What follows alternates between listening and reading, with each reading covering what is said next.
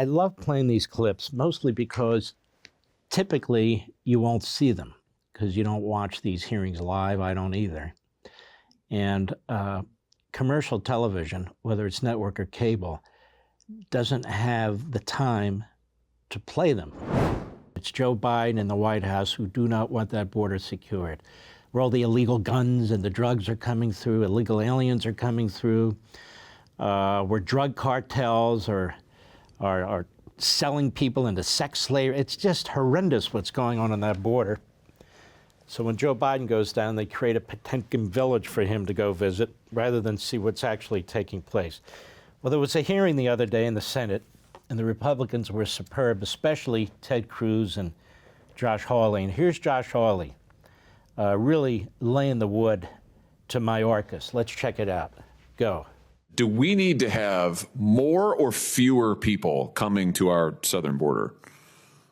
Senator, we are working on diminishing the number of people whom we encounter at our southern border because of the challenge it presents. We're trying to build lawful, safe, and orderly pathways to accomplish that. Okay, fewer. So we need to have fewer, which means we need to roll back incentives to come.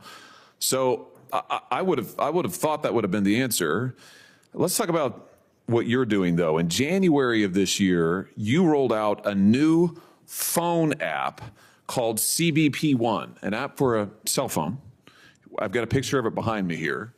This phone app allows, and I'm going to quote from your own fact sheet, it allows, and I quote, non-citizens without appropriate documents for admission to schedule an appointment to come to the border.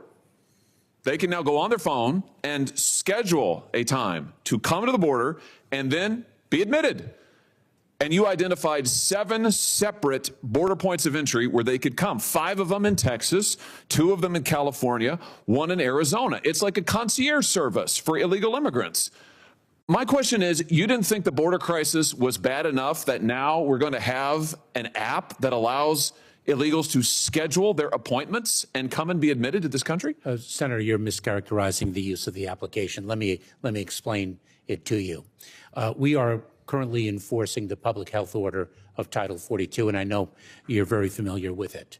There is a process for individuals who claim an exception to the Title 42 expulsion authority because of an acute medical condition. Well, let's talk about this app. If I may finish, an urgent humanitarian reason. So instead of them coming in between the ports of entry to claim that urgent medical condition, that extraordinarily acute humanitarian cause, we allow a limited number to arrive at our ports of entry and seek the emergency relief that they need. Schedule. You allow them. Let's be particular about what you do. I should say that the CBP One app was not unveiled for the first time on January 5th of this year. Oh, no, but you changed it. You made it available on January 5th to the illegals themselves. You don't have to be a lawyer to use it. You don't have to be a member of a non-governmental organization. Anybody can download the app and use it on their phone. And for the first time, you allow them to schedule appointments. Now, let's talk about what actually happens when they come to the border. It's interesting. You characterized this when you rolled it out as an application for applying for asylum. But nowhere on the app do you actually require the illegal migrants to apply for asylum or to claim asylum or anything about asylum. And in fact, when they then get to the border, you don't ask them questions, you don't do interviews, you just release them. Here's the Texas Monthly, not a notable conservative outlet, who reports, and I quote, "At no point does the app ask users, are you seeking asylum?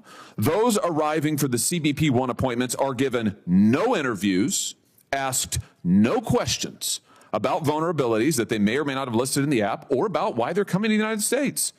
They're simply released into the country," end quote.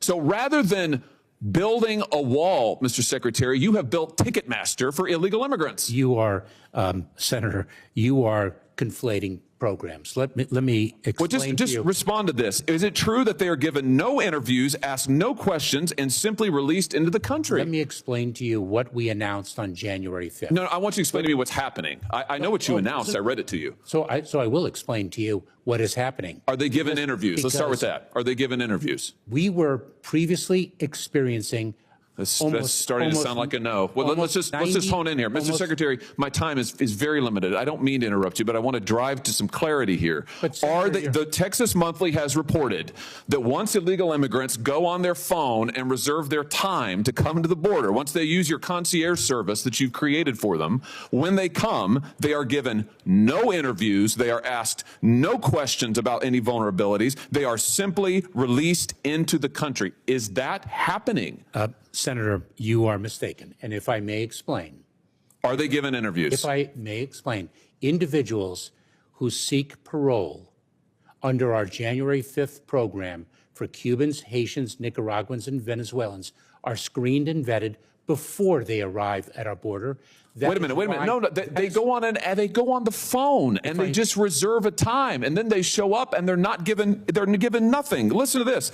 Even immigration advocates are amazed about this. Here, also from the Texas Monthly. Here's one immigration advocate whose first name is Orta. She says, that's the crazy part. Nothing in this new program requires you to actually seek asylum. Somehow, we've decided to punish those who arrive at the border without the app, who may be seeking asylum, but we just let in anybody who may or may not have any particular reason to seek asylum, so long as they've made an appointment on your Ticketmaster app. This seems crazy to me.